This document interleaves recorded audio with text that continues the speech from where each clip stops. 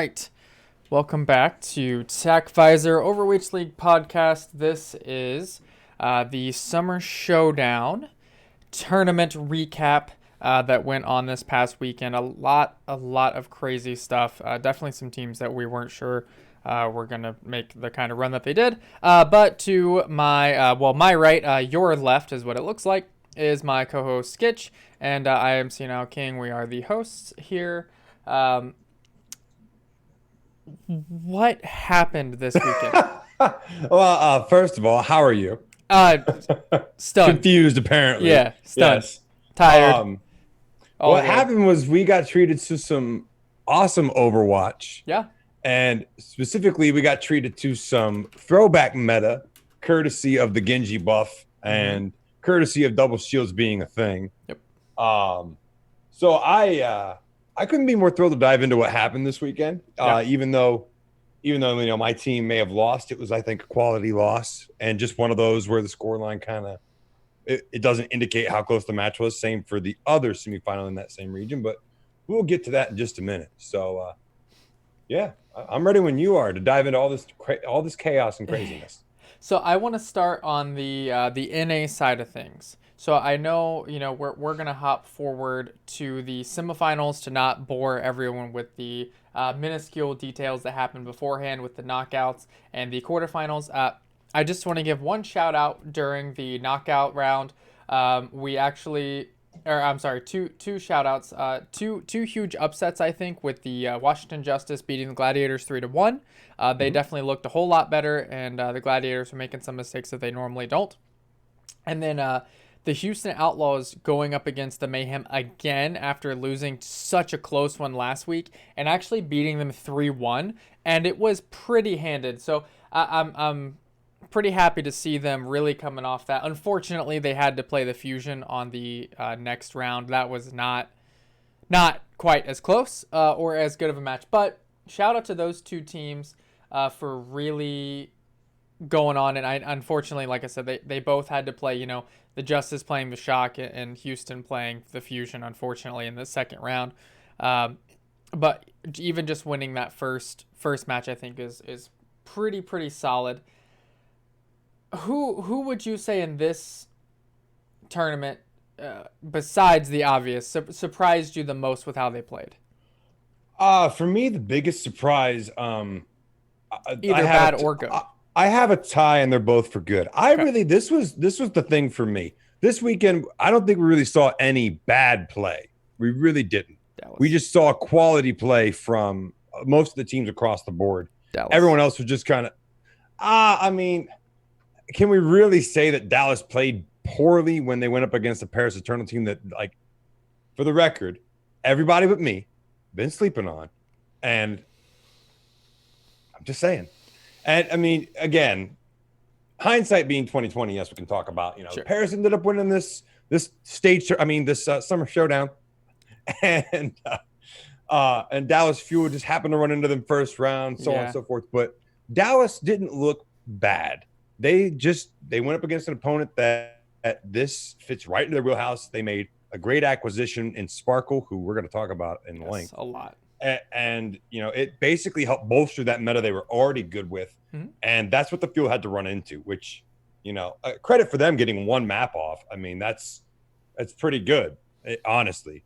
But for me, it's a tie between the Justice and the Charge. Now, we know the Charge have been an up-and-coming team. This tournament. That's what I'm talking about, this tournament. Just this tournament.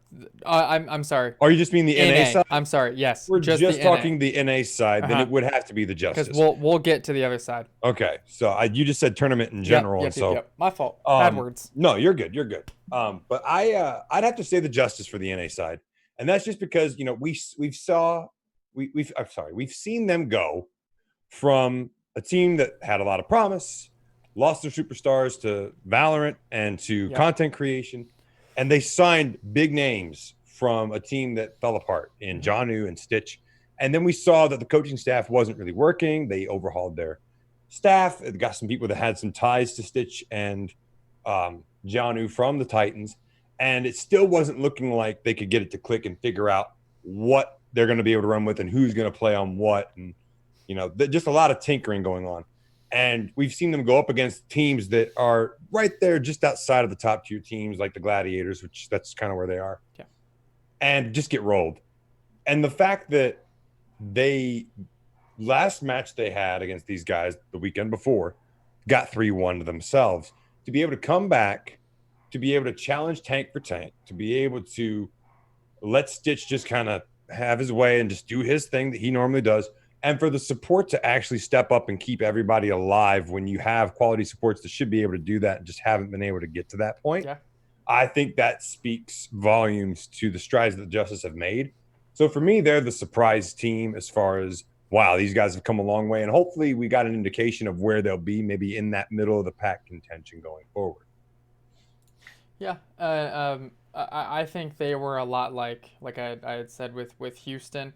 You know, Houston coming out and beating a quality team. I think that we're seeing the same disparity of talent in the two matches. It's just one was a little bit of a higher talent level in Houston versus the Mayhem than the Justice versus the Gladiators. Mayhem being better than the Gladiators, and then Houston, I think, being better than the Justice.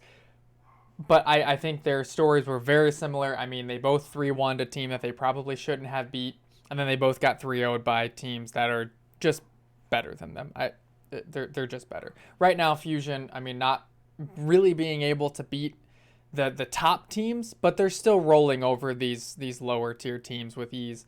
And that's what they did. I mean, 2 matches in a row. I know I want to talk about the semifinals from this tournament, and I want to start actually at the bottom of the bracket because I think it's the less interesting one. I think it would have been more interesting if the Reign had beat Toronto. Toronto plays against Atlanta very, very well. They've always matched up well against them, and I think that was no exception when they pull out a pretty close win. But they win against the Reign, which is not weird. I think, they always seem to match up well against them. I don't think there was any question that Fusion were going to 3-0 them. They're just not quite up to that level. They can play the Reign pretty well, and that's about it. The other side, though, I know you watched this, I believe, live. I had to go back and watch it, and I watched it, and I watched some analysis on it as well.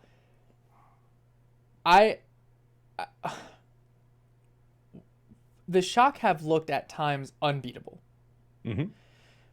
What do you think Paris did to kind of break through that armor? Because they don't make mistakes. The Shock don't make mistakes, and I don't think that they made mistakes in this one. I think Paris just outplayed them. What did they do? They started Sparkle. Well, that's fair. No, honestly, that's a fair answer. Honestly, what it was for me, watching the match live and watching a little bit of it back, I think what they did very well was they used San Francisco Shock's aggression to their advantage, and we actually kind of saw that later on, which we'll get to against the Fusion.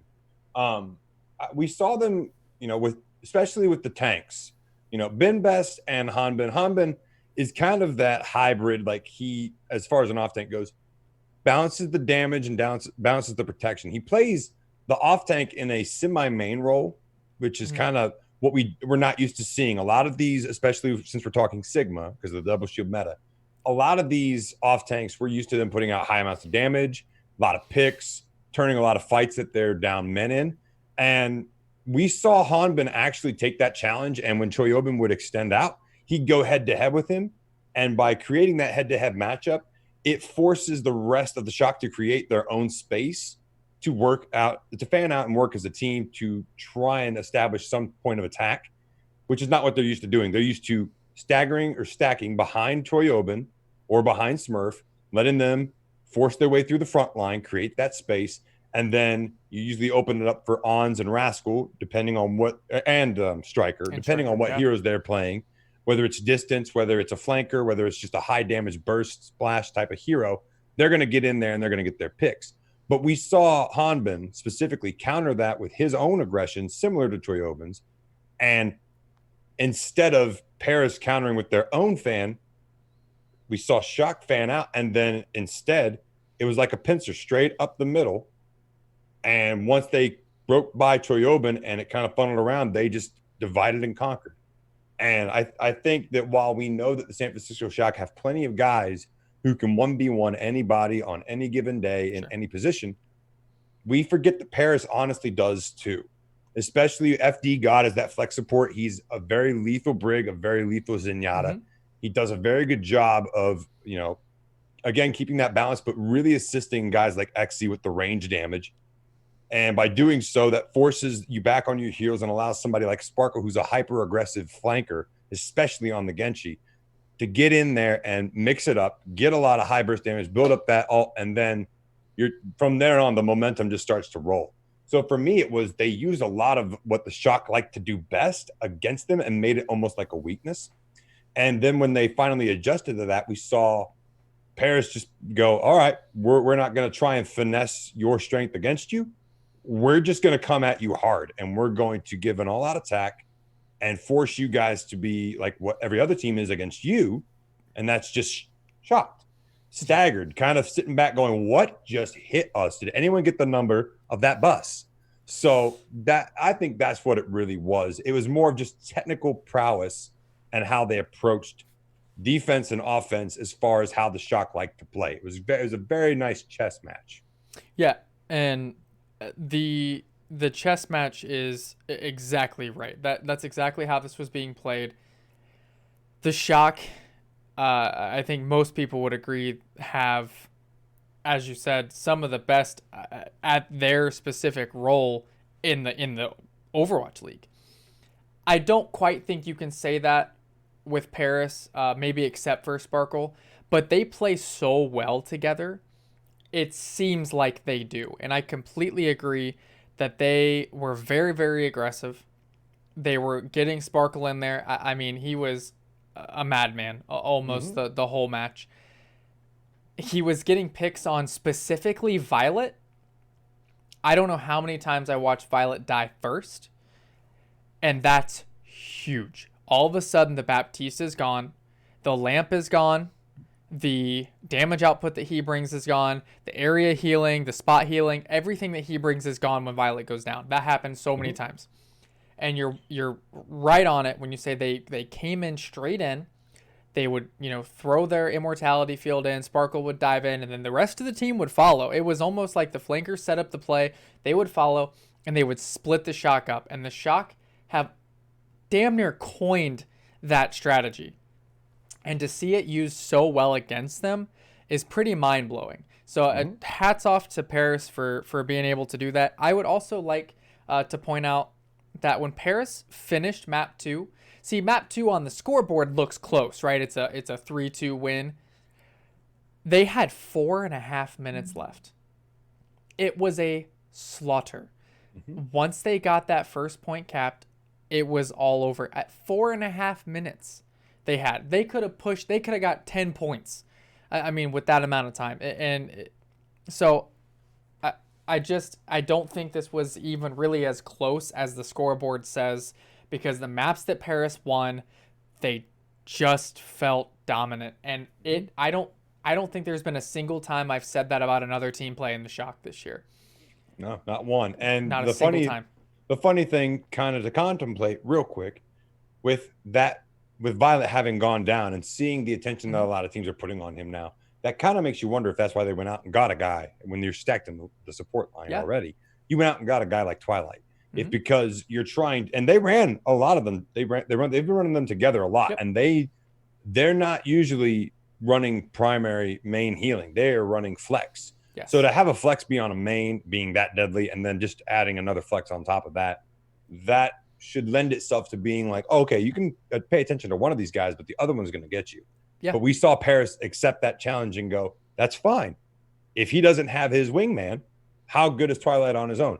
And we saw FD God specifically take that challenge head on, and he won that matchup. And it's very surprising. Twilight is one of those, off healers that puts out an absolute ton of damage, especially when he's on a Zen type or, other heroes like that where he can just put it out with the best of them.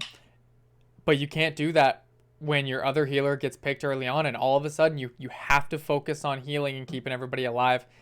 And when you're on a 5-on-6, it's just not going to work. It's just not. So I'm hoping that this propels Paris on a little bit more. I'm also hoping that the Shock take this loss to heart and realize, hey, we do have a couple things that we can work on. I think this was very specific. If they played anyone besides Paris, they would have won exactly like the Fusion did. Because, I mean, the other team was Vancouver, and I just didn't see that happening. Yeah. Or even if they had played the Gladiators, I don't see that happening. If they had played the Valiant, maybe the Valiant would have given them one map. Because the Valiant's beaten them before. Right. Maybe, but not normally in a tournament setting. That's when the Shock are at their best. Mm-hmm. So it just highlights it even more when Paris goes in and wins in what I think was a pretty astonishing fashion. And Sparkle is just kind of reinvented this team right now since the addition of him. I mean, just their damage output is so much higher. The flank threat at all times. I mean, I think I saw he's second highest in the last 3 weeks for Dragon Blade kills, and that's just since the change in Genji. These guys are having a lot of fun with Genji. Oh, they absolutely are. And just to kind of give you another frame of reference of the impact that Sparkle has had, Sparkle already has in 2 weekends 251 eliminations, and he's put out a total of 98,290 damage. Yep. To kind of compare that, somebody who's been playing, let's see, trying to look for one that would be the best. There's a couple that are right in there with him. Yep. Those are Yaki numbers. And actually, let's go with Yaki. So Yaki, granted, he's all the way up here towards the top now. Yep. He's at 546,000 total this season. Yeah. In 2 weekends, Sparkle has nearly a fifth of that. Yeah. In 2 weekends, has nearly a fifth of the total damage that a guy like Yaki, who's been playing all season, every single match, every single round, that is unheard of. And that just shows that this acquisition was huge by Paris.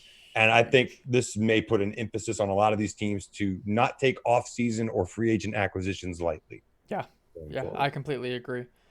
And so moving on to the finale, this felt a lot closer, I think, even than the Shock match did. The Fusion played them pretty well. I mean, they ended up losing an OT. I would also like to point out that had this been a normal match, that it would have ended up being 3-2 as well. So with Paris winning. So even, in case Fusion fans are like, well, we had to go to 4, it wouldn't have mattered. They still actually would have ended up losing 3-2. So still close. But Paris comes out right away on Lijiang Tower and 2-0s them. I mean, if you're the Fusion, you've got to be thinking, oh crap, right? To a degree, I mean, they had to be, because that was their map pick. And not only that, they picked that map knowing Sparkle's going to be limited because this is not a Genji-friendly map. And who they're going to play to go with him? XC, yeah, he's a good hit scan, but you really need somebody who could get those. It's not a Widow map. And now he's very good on McCree, but McCree's not necessarily the best on a couple of the maps of a couple of the parts of Lijiang Tower. Sure. In the central point, in the actual where there's the computer center, that he's good on. Yeah. But the other two, the garden and the tower, he's not the greatest pick. Yeah. Just because there's too tight of angles, he can't really have any open space to work with. So usually you want high splash damage like somebody on a Junkrat or even an Echo. And, they knew those are the two guys they want to run with. So let's take those guys out of the equation, because I think we can go up against Soon and Nico. And Soon and Nico took that challenge happily. And we saw great play from the both of them. And when they came out and said, oh, your map pick, you're trying to be strategic, that's cute. Right. And it put Paris, it put Philly on their heels. And from then on, like, I know it was a 4-3, but for me, it did not feel close. This was one of those, it looks close and did not feel close. It felt like after that first map, I'm like, Paris is winning this. Yeah. They may give up a map or two, because honestly, this match, realistically, if we're giving all credit due to both teams and being professionals and all that stuff, it should have been a 4-2 win for Paris. How they pulled out that 6th map, Philly, Yep. I have no idea. Yeah. It's like the luckiest thing I think I've ever seen. And that's considering I saw Super a couple of weeks ago against Florida pull off the most ridiculous earth shatter out of a teleporter I think I've ever seen in my life. So those things being said, once Paris came out and they put their foot down saying, we are prepared for any type of counter, map, hero, or player that you can throw at us, we're going to win this, and you don't have a choice. That they made that statement on the first map. And, got to give credit to Philly with the later maps, which I know we're going to delve into a little bit here. Yeah. But I do think, to your point, it was a slap in the face, and they had to step back. Yeah, and then they did, and they did come back, a little bit more on, winning that second and third map by 1 point. So they were still close, and it still seemed very hard fought by Paris. Every time Paris lost a map to the Fusion really had to grind out for it. But when the Fusion to make any mistakes, then they get 3-1 and 2-0'd. 2-0 on both control maps. That's tough. Because that is a king of the hill. Here's in your face. The positioning is the same on both sides. It is one of my favorite map types besides the hybrid. Mm-hmm. And for the Paris to go in there and just, hand it to them on both of those maps, which were their both bread and butter. Not only that, they were both Philly's choice. Right. Philly picked both those matches. They had the first pick because they were the higher seed, and they had the later pick on Nepal because they had lost the previous map on Gibraltar. So they got their choice, and they picked what they wanted, and Paris still just flat out rolled them. Yeah. And this is unfortunate for the Fusion. And if you're a Fusion fan, you've kind of been dealing with this. Not quite as bad as I think the NYXL has, where they're losing to teams where they shouldn't. But the Fusion had another opportunity to say, okay, we lost to the Shock. Badly. It was not close. It was bad. Paris comes in and smacks the Shock around. Okay. Shock look beatable all of a sudden. Okay. Paris wins. Here's your opportunity to say, okay, we can put the smack down on Paris. We can win this match. We can show, hey, we're still up here with those better teams, and beat the team that beat the Shock. And once again, they fail to rise to the occasion. And I agree. I think this one, the maps that the Fusion won felt closer than the maps that the Shock won. I guess I should say that. It still felt closer than when the Shock beat Paris. No. When you mean so you're comparing match to match? Yes. Okay. I can see that. But when Paris really stepped it up, Fusion couldn't do anything. Some of these didn't even go to 99. They weren't even 99-99. And so it's really hard if you're a Fusion fan and you're watching this and you're just screaming at your television or your phone or whatever you're streaming on, because it seems like they're kind of falling apart here. Now, the good thing for them is this is just the Summer Showdown. It doesn't really mean anything as far as the actual standings go and all that. So take some respite with that. You still 3-0'd Toronto. I guess you can hang your hat on that.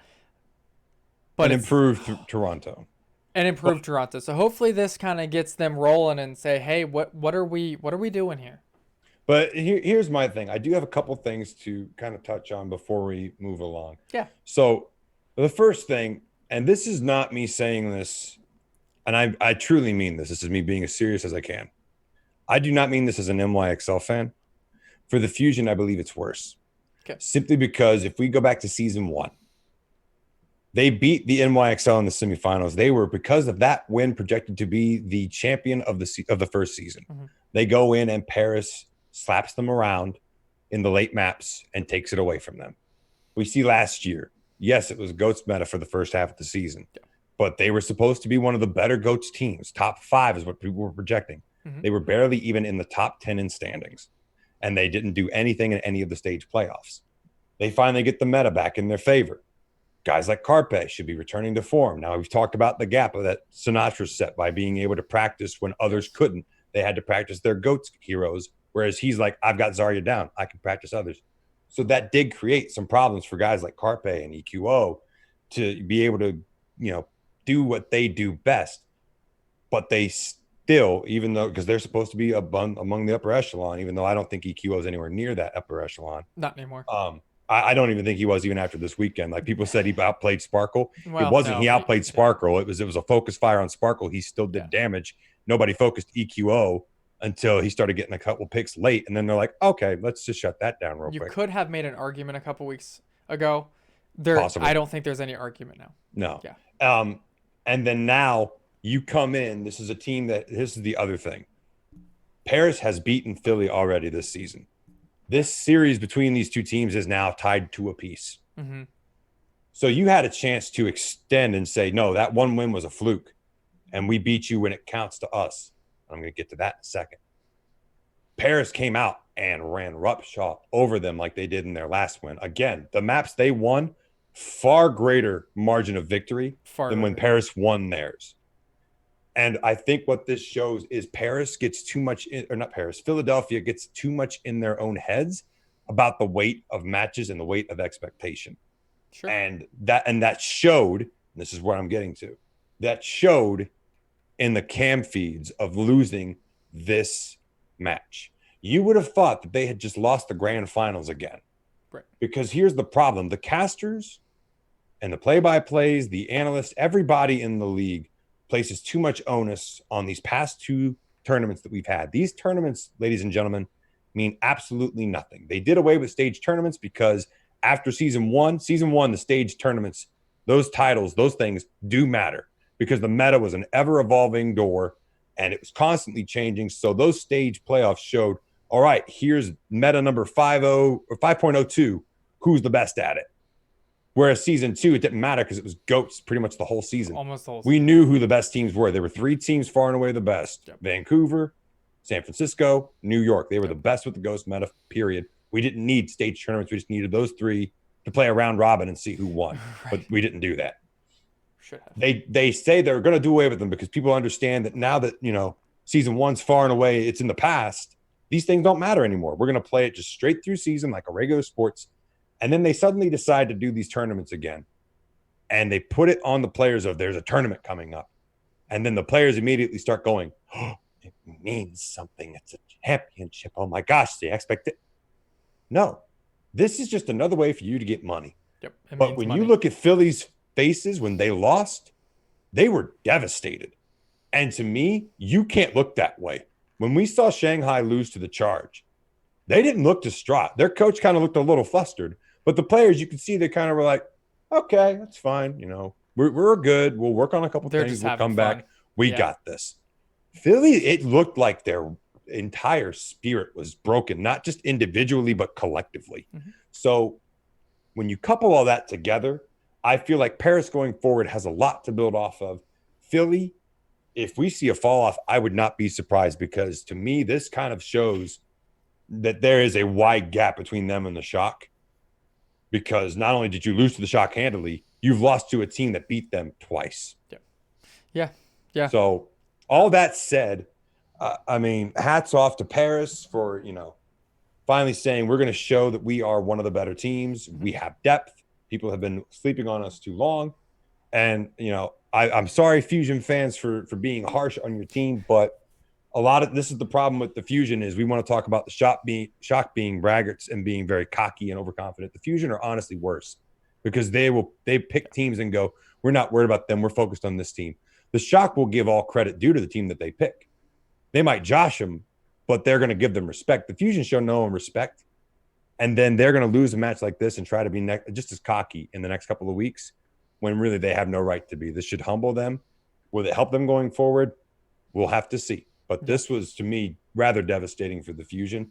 And 4-3 is a courtesy scoreline. You guys probably should have lost 4-1 or 4-2. Yeah. It'll be interesting to see how they recover from the tournament. They had an okay, whatever showing, like I said, in the first match or two. But losing to Paris is pretty tough. And I think they should take it hard and take it to heart and improve on what they're doing. It'll be interesting to see which direction they go. But to hop into the first I want to say congratulations to Paris for winning. Nobody expected you to win. Beating 2 of the the 2 top of the better 2 teams in your region. In their region. That's crazy. Congrats to them. And then I want to jump down because I want to first say poor Hunters for having to play the charge in the first round. That really, really sucked. And then poor NYXL for having to play the charge in the second round. I'm going to say poor whoever has to play the charge because they're playing so well. The Spark get 3-0'd, which Spark jumping off, who knows? They haven't been playing well. NYXL played a lot better. They win. And then the charge just 3-0 them. And it was, I mean, you're as an NYXL fan, it wasn't close. I mean, it 0-2, 2-3, 0-1.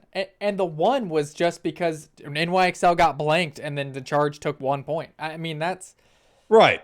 What I'm looking at is we saw pretty much a similar trend from the week before where it was 3-2 and it was a very, very close match. And it was kind of, you're scratching your head going, how'd the charge win this? Right. It was, to me, it was still like that. These team fights were close. It's just the charge, they got the exploit pick when they needed it. They're getting better. They're getting better at that. And we saw that against Shanghai. They were getting the crucial pick when they needed to. Yep.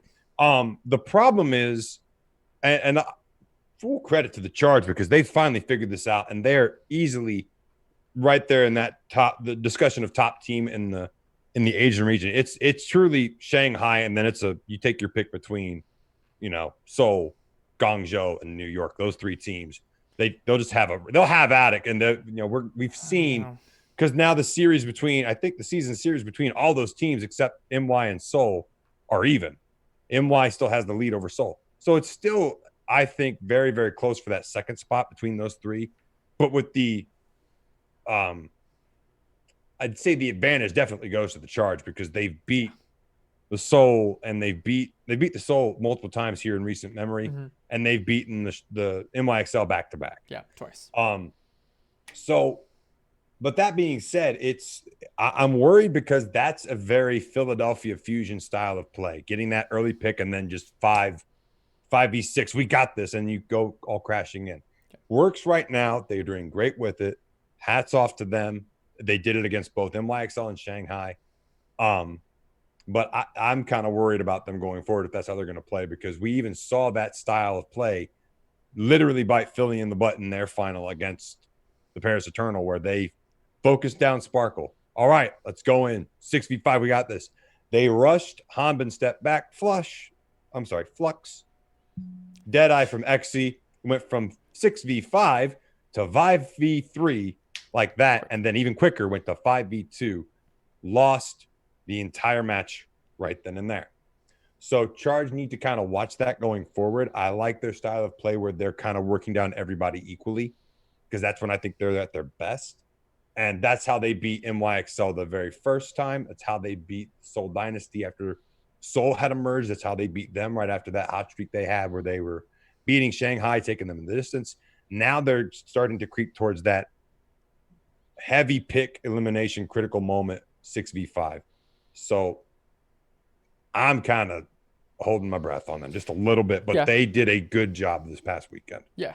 I'm not holding my breath quite as much. And maybe I'm a little bit biased because I keep bringing up every week that I did pick them at week 12 to win the whole thing. Well, and the funny thing is right now I'm on them like you were on Paris.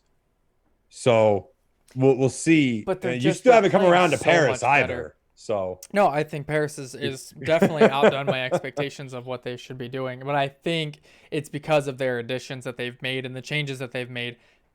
I always said the way that they were playing was not going to work, and they changed and they made an effort, and it's showing.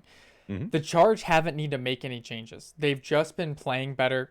I don't think it's as close with those three teams. I think the Charge are by and far and away the better team between the Seoul and the NYXL. And I think it really showed this week. It's not quite a head scratcher, I don't think, for NYXL. I don't think New York made a ton of mistakes necessarily. I do think they got separated quite a bit, but that's what the Charge like to do. And we saw a couple different styles, but winning that match against the Spark 3-0 and then all of a sudden getting 3-0'd by the team that you're supposed to be, up to the same snuff as them. Getting 3-0'd by them in a tournament style where they're not messing around. They're not, trying to experiment, and this isn't practice time. They're not playing against lower teams, and you get 3-0'd pretty. I mean, they got 2 points. They got 2 points on 3 maps. They didn't even get enough points to win 1 map. I mean, they got blanked out on 2 of them. I think that's pretty rough. The Charge looked just in charge the whole. Not a single time did they go, oh man, I think NYXL is gonna pull this one off. Not I a think single during time. Blizzard World, there were Maybe it was 3-2. Maybe it was 3-2. No, I meant they were never gonna win the carried match. away. No, I'm saying I never thought they were gonna win the match. I think that only went away after the result of Blizzard World. I really do. You're like, that was the best shot. I think once the Charge shored up in the later end of Blizzard World and ended up capping that win, that's when I thought it was okay, maybe they can 3-0 this. But all the way through that map, I felt like it would go the distance. Okay. Because it was, I mean, yes. I think that's a homer thing to say, but that's okay. No, because here's the other thing you're not talking about either. Okay. It wasn't just a flat 2-0, 100-0, 100-0. No. It was 199. Doesn't matter. 199. It does matter, because if we're going to compare that to the points, previous controls in the other matches we just talked about, where it was 100-0 for the Paris Eternal against the Philadelphia Fusion. No. You got to compare map style to map style. If it's control and control, and one's 100-0, the other's 100-99, I'm sorry, that 199 speaks way better than 100-0. I think so too, but I do think that it actually plays more into the narrative that you don't like, which is that NYXL chokes. So if you're telling me they got to 99 and they lost, if it was 99-99 and they lost the point back to back on that first one, which I believe they did, those are chokes. I mean, when you can't win those final team fights because you got outplayed as far as ultimates. I don't know how many times the Charge went in with less ultimates and still won the team fights. And I agree that they were definitely getting the picks early on, which is probably why they were winning those. But you got to find a way to stop getting picked so early. And I just think the Charge are the better team. And I would like to point out too, we're going to talk about Shanghai and Seoul, but it was a lot less. It was almost kind of like the Fusion Toronto match. It was a little bit closer than that one, but it was a 3-0. It was a 3-0. When you it was can't still win a just point, as close. It was just as close. close as the one before. Both of these semifinals were close, despite them being 3-0. They were close. I mean, except for Shanghai coming out in 2-0 and the winning both points on Ilios. Other than that, it was always within 1 point, and then that's a map that they just Shanghai's gonna roll on. Oh yeah, I agree. Shanghai is on Ilios as Paris is on Junkertown. Yep, I think so, and I do I like the fight that the Seoul Dynasty put in. I think once again they're getting a little bit further away from that volatility that they had at the beginning of the season, where they're starting to play more consistent. It really, really is unfortunate for them that they had to lose some of these maps that were really close. I agree that this is one that's closer than the scoreboard would indicate. But in a tournament setting, like I said, people just aren't messing around. So you got Shanghai at their best, and you couldn't steal a map from them. Not one. You still got 3-0'd. You caused one draw, I believe, on Volskaya. So it's good for them that they still were able to score points, whereas New York got blanked on 2 maps. So they were still able to score some points. So I think it was closer than the other side of the bracket. But I mean, Shanghai's just the better team, and I think that's really what it boiled down to. They just were better. And I think it's honestly, I don't. Here's my other thing. I think with North America, the tournament setting matters, because I think here we place a little more emphasis on tournaments being that important. I think over in the APAC region, they are looking at it as, yeah, this is all well and good, but we care about the very last prize. Yeah. And so I think some of these teams are trying to be a little more conservative too. Unlike teams like the Charge, the Spark, and the Hunters, who are trying to prove as second-year teams, hey, listen, we ain't here to mess around. Right. I think that the Charge took it that seriously, whereas Shanghai's they're better than Seoul. Seoul's if you ask me, I think Seoul is the second best team in the APAC, just because of how we've seen them play Shanghai in the past. I think they're better than the Charge. They've played Shanghai better in the past than the Charge have. The Charge have had a good finals against them, considering this tournament. Well, we're gonna get to that too. In other matchups, and the Charge had to sweat that out. Now we're gonna get to it, but the Charge had to sweat out that win. Let's be real. Well, I've got a lot of words to say about the. That is fine. You can say that. That's fine. But we've seen the Dragons put the throttle down on the Charge just because it's the Shanghai Dragons. Yeah. But they're just better than Seoul. So for me, it's not Shanghai's taking this tournament seriously. They already got their championship this season, so to speak, with the Melee. And if we go back and look at their celebration, they didn't act all that crazy about it. They kind of jumped around like, yeah, we won. But they're like, okay, back to work. We got a grand final to try and get to. Right. So you can see the disparity in what tournaments matter to who and who they don't. And I think most of the guys in the APAC region are really focused on that grand prize because that's what ultimately matters in the end, because they realize these are just stage replacements. And we were told those don't matter after season 1. So that's what gets you the skin. Right. The win is what gets you the skin. That's right. So we can go on and on about Shanghai. We've belabored the point at this point. They're just an amazing team. And it's set up for an interesting final, I do think. Yeah, and I still think they're the best team, even after losing to the Charge. But I would like to point out, had this been a regular season match, Shanghai would have got 3-0'd. So they ended up stealing 2 maps after, but the Charge came out 2-0, 3-2, 2-1, and the 2-1 was not close. They still had several minutes left in the time bank when they took that second point on Temple of Anubis, if it's the one I'm thinking of. So they came out, and as far as I'm concerned, they 3-0'd Shanghai. That's huge. Now, I know in a championship-style setting, it is going to still go to 4 maps, so it's hard to think of it that way. But had this been a regular season, this would have been 3 maps and a handshake. Now, credit to Shanghai for doing what they do best and coming back and making adjustments mid-match, which they're so good at. Probably the best team in the league at doing that, which is why I think they have been propelled right now to the status of number 1 that they have. So making those comebacks and winning 3-1 and then winning a map, 2-0 and still having, winning the control map at Busan 2-1. So I'm glad that they came back and I'm glad mostly that they had another team that could really challenge them and beat them.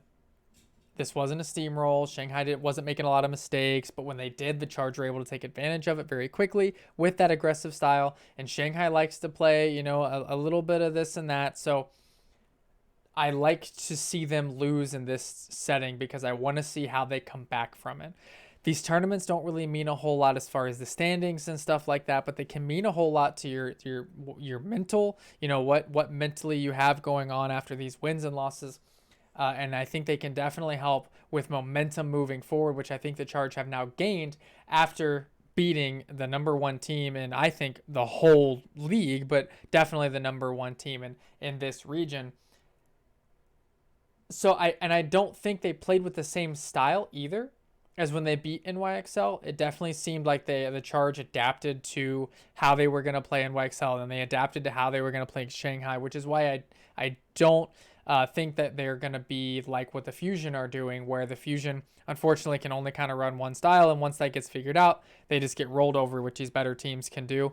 So I'm not as worried. And watching this go at a 4-2 and then beat Shanghai in, I don't want to say a handed fashion, but it kind of always felt like they were going to end up winning. A little bit of sweat once you lose, 2 maps in a row, but then you take Blizzard World, and all they had to do was get to the second point. I mean, they only got 1 point on Blizzard World Shanghai, so it's a really solid defense from the Charge to end the match, and then they just, won it afterwards. So I'm not as worried as you are with the Charge. And I think this squarely puts them at number 2. And that's where I diverge, is because this match kind of proves my point. Because yes, they come out on Ilios and they 2-0, all well and good, still 199, still very close. The next 2 were 3-2 and 2-1. Yeah. They still had to sweat out their map wins, and then once they were figured out, this is the thing: Shanghai figured them out. So now there is a blueprint for how to beat the Charge out there.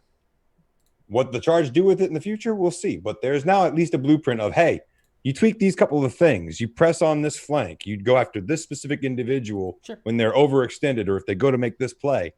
You can counter it, and then they are left reeling and don't know what to do. Because then it was a 3-1. Sure. And then it was a 2-1 with one of them being 100 to, I believe it was 40. So it's a pretty disparaging gap. One of the ones that Shanghai won. Yes, the other one was about 100 to, I think the second one was 100 to 90 or 100 to 95. So a little bit of a closer gap. But that other map win was far and away. And the Guangzhou's was 100 to 99 once again. So there's still, yes, congrats to the Charge. They beat the Dragons. They managed to squeak out that last map and play solid defense to make it 4-2 and avoid the Seoul and being reverse swept by 4. Yeah. But to me, it shows that Shanghai is still far and away better. That it's a wide gap between them and the next best team. And it does show there is a blueprint to beating the Charge. And once you get a blueprint like that out there, that can cause trouble because we've already seen Philly's blueprint got out. Mm-hmm. They got rolled. Shocks got let out. They got rolled. There was a little bit of what the Gladiators and the Valiant did against them and what Paris did. They capitalized on that, tweaked it to what they were best with. So, and even again, we'll go to the NYXL. There's a crack in the armor. Blueprints out there. You get that early pick and press down on the flanks and force them to play defensive, you're probably going to have a fair chance of winning. If you let them be offensive, you don't stand much of a chance. Yep. Whatever team you want to talk about, there's a blueprint. And after, their performance in the previous rounds, it didn't look like Guangzhou had a weakness or there was a game plan against them. We saw them go up 3-0 and then get backhanded, hooked out of nowhere.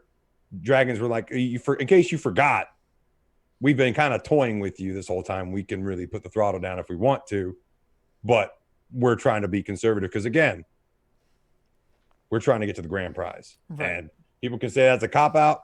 I don't place much value on these except for the psychological. If I look at this tournament, here's my takeaways.